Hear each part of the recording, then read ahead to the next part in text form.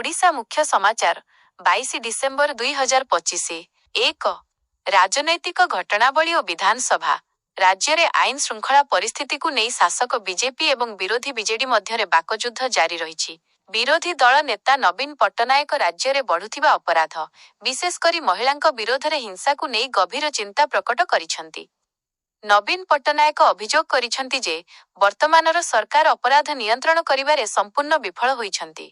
एहार जवाब दे बीजेपी नेता माने कहिसेंती जे पूर्व सरकार अपराधी को प्रश्रय देउथिले किंतु वर्तमानर सरकार कठोर कार्यानुष्ठान ग्रहण करुछंती। कोरापुट बिना 2025 उत्सव में मुख्यमंत्री मोहन चरण माझी जोगदे जनजाति कल्याण पाई 545 कोटी टंकार प्रकल्प घोषणा करिछंती। राज्यर विभिन्न विभाग में खाली पड़िथिबा पदवी पूरण पाई सरकारी प्रक्रिया त्वरान्वित करने को मुख्यमंत्री निर्देश देइछंती। 2 अपराध एवं आईनगत कार्यानुष्ठान। गंजाम जिल्लारू एक बड़ म्यूल आकाउंटर पर्दाफाश करिछि पुलिस।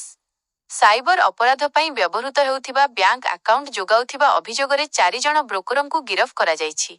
प्राय धददरू अधिक आकाउंट खोली सेमाने नुआ दिल्लीर जणे मास्टरमाइंड को बिक्री करिथिबा जणा पड़िछि। ओडिशार लोकप्रिय कंठशिल्पी ह्यूमान सागरंक मृत्यु को नहीं कटक मरकतनगर थाना रे एक मामला रुजु होइछि।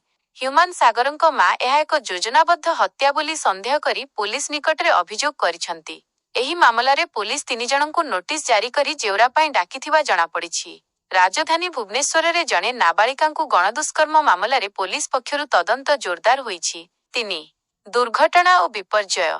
पुरीर चिलिका सातपड़ाठारे जणे पर्यटक गाधौथिबा समय रे भासी जाइथिबा सूचना मिलिछि। स्थानीय प्रशासन एवं अग्निशम बाहिनी पक्षरु निखोज पर्यटकंकु उद्धार करिबा पाई सर्च ऑपरेशन जारी रहिछि। ओडिशार एक पिकनिक बस दुर्घटनाग्रस्त हेबा फଳରେ जणंकर मृत्यु घटिछि एवं 16 जण गुरुतर आहत होइछंती। आहत मानंकु निकटस्थ डाक्तरखाना रे भर्ती करा जाइछि एवं सरकार सहायता राशि घोषणा करि पारंती। बेआईन बाली माफिया को सहयोग करुथिबा अभियोगरे जाजपुर एवं जगतसिंहपुरर खनि विभाग अधिकारी को निलंबित करा जाइछि।